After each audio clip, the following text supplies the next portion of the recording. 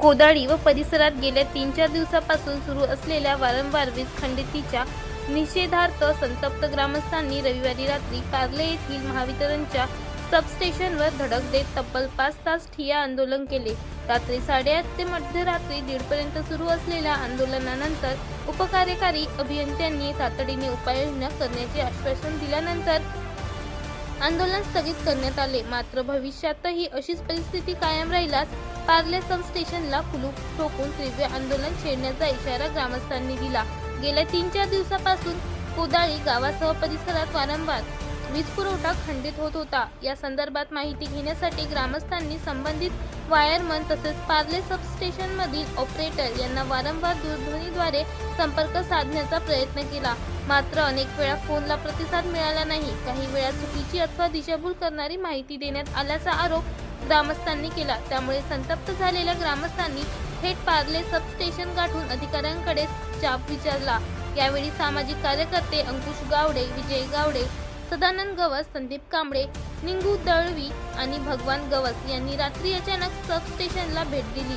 भेटीदरम्यान सबस्टेशनचा कारभार प्रामुख्याने खासगी ऑपरेटर व खासगी सुरक्षा रक्षकांच्या मदतीने सुरू असल्याचे त्यांच्या निदर्शनास आल्याचा दावा करण्यात आला। महत्त्वाच्या वीज केंद्राचा कारभार अशा पद्धतीने सुरू असल्याबद्दल ग्रामस्थांनी आश्चर्य व्यक्त करत सुरक्षितता, जबाबदारी आणि कार्यपद्धतीबाबत गंभीर प्रश्न उपस्थित केले।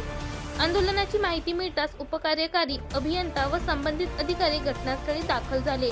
त्यांनी ग्रामस्थांची चर्चा करून वीज पुरवठा सुरळीत करण्यासाठी आवश्यक उपाययोजना तातडीने करण्यात येतील तसेच नागरिकांच्या तक्रारींना तात्काळ प्रतिसाद दिला जाईल असे आश्वासन दिले।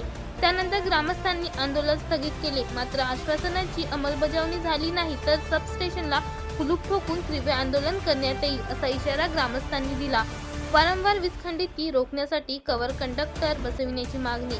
कोदाळी परिसरातील वारंवार होणारी वीज खंडिती कायमस्वरूपी कमी करण्यासाठी संबंधित वीज वाहिन्यांवर कव्हर कंडक्टर बसविण्याची मागणी ग्रामस्थांनी महावितरणकडे केली आहे।